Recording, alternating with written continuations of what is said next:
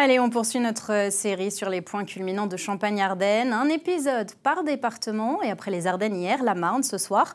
Direction la montagne de Reims, entre Verzy et Verzenay, le mont Sinaï, dont l'histoire est étroitement liée à la Première Guerre mondiale. Un reportage d'Émilie Forzi avec Isabelle Griffon.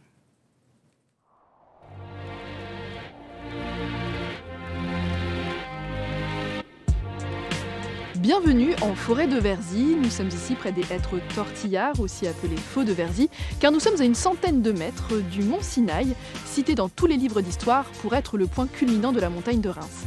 Mais en réalité, il s'agit du plateau de Saint-Bal où se trouvent les faux de Verzy, à 288 mètres. Le plateau de Saint-Bal a abrité à partir du 7e siècle une abbaye surplombant la commune de Verzy. Il ne reste que peu de traces de cet édifice, rasé à la Révolution française. On voit très nettement, en fin de compte, aujourd'hui qu'on n'est pas sur un relief naturel, on est sur un relief qui a été modelé, modifié par les hommes. Il faut l'œil affûté d'un paléogéographe pour deviner son implantation. On voit nettement, en fin de compte, que l'abbaye s'organisait en 3 terrasses successives, qu'on voit traitement ici. Donc cette terrasse-là était plus haute, elle était à notre niveau. Et la terrasse où on voit les jardins, en l'occurrence avec une fontaine, était en contrebas, donc effectivement à la limite des arbres.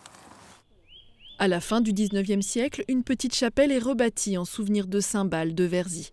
Il vécut longtemps en ermite sur cette colline.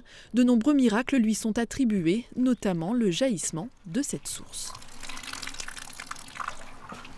Finalement, on ne peut pas remonter très loin puisque les documents les plus anciens ils sont du XVIIe siècle, mais ils localisent déjà cette source à cet emplacement.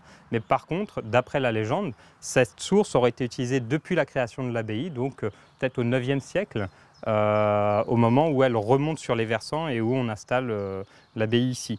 Donc ça, c'est à peu près la date. Après, peut-être remonte-t-elle jusqu'au Ve siècle et c'est la source miraculeuse de Saint-Bal.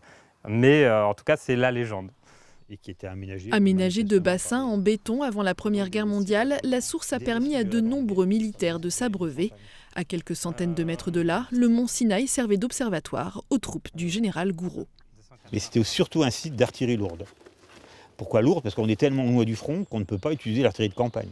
On est obligé d'utiliser de l'artillerie à longue portée.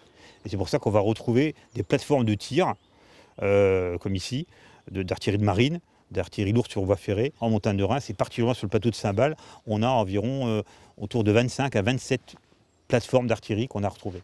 Et ça permettait de tirer à quelle distance?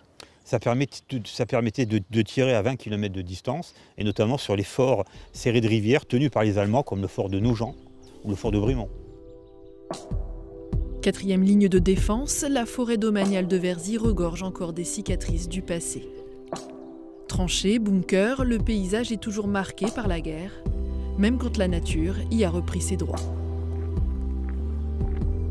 Un peu plus loin, un marais objet de l'attention des agents de l'ONF. Cette ancienne carrière s'est transformée après la Première Guerre mondiale.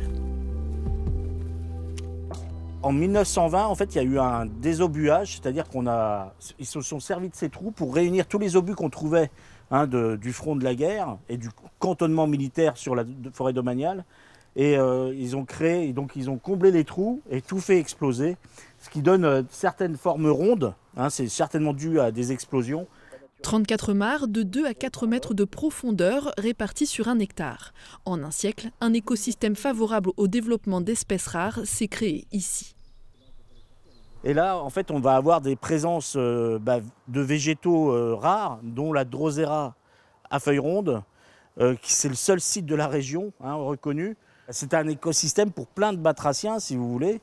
Donc le triton crété, le triton palmé, plein de sortes de grenouilles. Donc c'est un lieu de ponte, c'est un lieu de vie, tout simplement. Le fait que ce soit classé en réserve va nous permettre de capter des financements et d'améliorer à chaque fois et de préserver chaque espèce, si vous voulez, et de pouvoir qu'ils se reproduisent aussi et peut-être apporter encore des espèces un peu plus rares.